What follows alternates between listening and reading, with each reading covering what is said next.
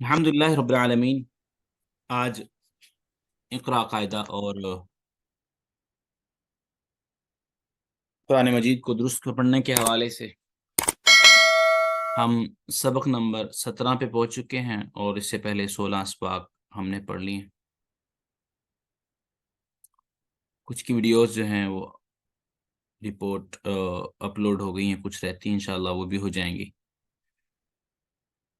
تو آج کا سبق لام کے متعلق ہے، وہ بھی بطور خاص لفظ اللہ کا لام۔ عام اس کے علاوہ لام کی بات نہیں ہو رہی، صرف لفظ اللہ کا جو لام ہے اس کی بات یہاں پہ کی جا رہی ہے۔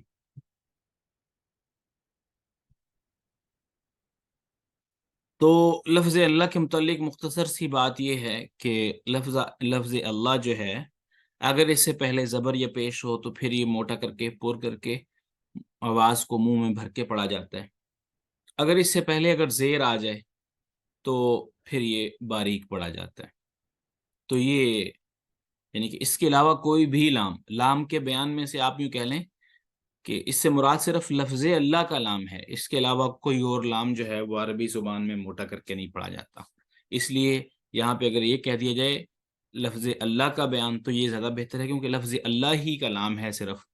یعنی کہ عام طور پہ یہ سمجھ آتا ہے شاید اس میں پتہ نہیں کتنے لام ہیں جو موٹے ہوتے ہیں، صرف ایک لام لفظ اللہ کا لام، اس کی بات ہوتی ہے یہاں پہ۔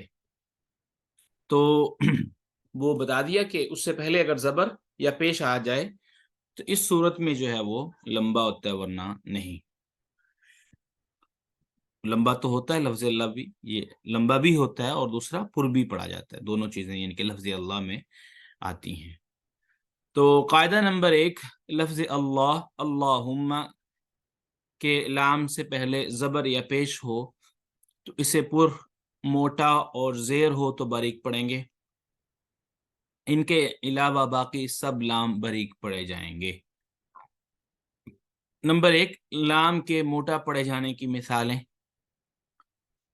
تو جوڑ اس طرح کریں گے، حمزہ لام زبر ال، لام کھڑی زبر لا، اللہ پیش ہو اللہ، یا پھر دوسرا طریقہ حمزہ زبر لام ال، لام کھڑی زبر لا، اللہ پیش ہو اللہ، تا لام زبر تل، لام کھڑی زبر لا، تاللہ حاضر ہی تاللہ۔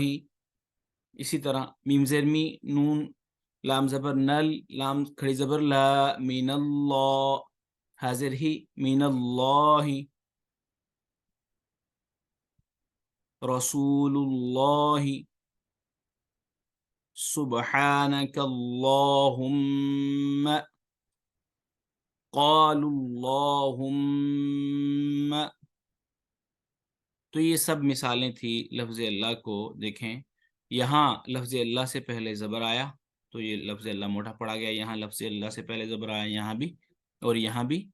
یہ جو مثال ہے اس میں لفظ اللہ سے پہلے پیش آیا تو لفظ اللہ موٹا پڑا گیا، یہاں بھی زبر آیا تو اس لیے یہ موٹا پڑا گیا، اس سے پہلے اس کے بعد لفظ اللہ سے پہلے پیش آئی یہاں، اس لیے وہ بھی موٹا پڑا گیا۔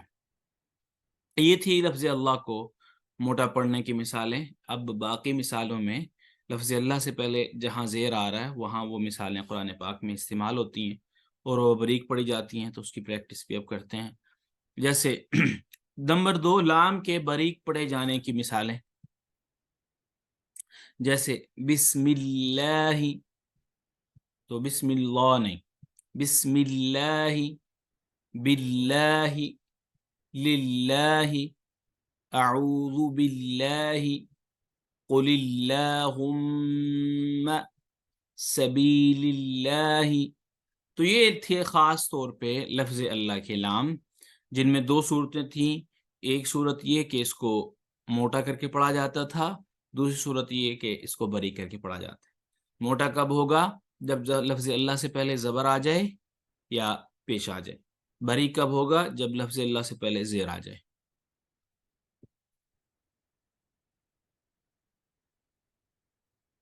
اب نمبر 3 قاعدہ یہ کہ لفظ اللہ سے پہلے کوئی زبر آ جائے، زیر آ جائے، وہ تو الگ بات تھی، لیکن اب اگر کوئی لفظ اللہ کے علاوہ کوئی اور لفظ ہو، اس سے پہلے چاہے زیر آئے، چاہے زبر آئے، چاہے پیش آئے، کوئی لام موٹا نہیں پڑا جائے گا۔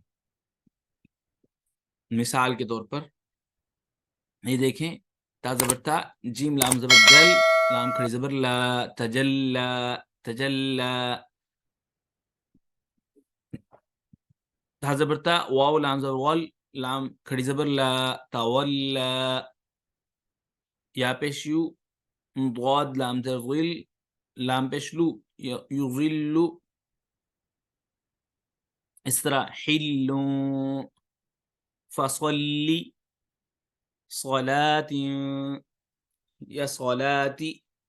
یہ تھی لام کی جو ہے وہ مثالیں کہ لفظ اللہ جو ہے وہ کہاں موٹا پڑا جاتا ہے اور کہاں باریک، اور پھر عام لام جو ہیں وہ سارے کے سارے باریک پڑے جاتے ہیں، چاہے ان سے پہلے کوئی بھی حرکت، کوئی زبر، کوئی زیر، کوئی پیش بھی آ جائے تو۔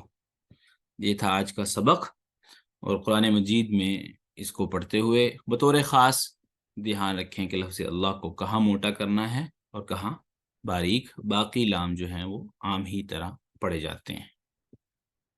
تو آج کا سبق اتنا ہی ہے، تو انشاءاللہ اگلے سبق میں ہم اگلا سبق جو ہے وہ سٹارٹ کریں گے۔ مجھے امید ہے کہ آپ کو اس کی سمجھ آ گئی ہوگی۔ آپ کا کوئی اگر اس حوالے سے کوئی کوشچن ہو، سوال ہو، تو آپ پوچھ سکتے ہیں۔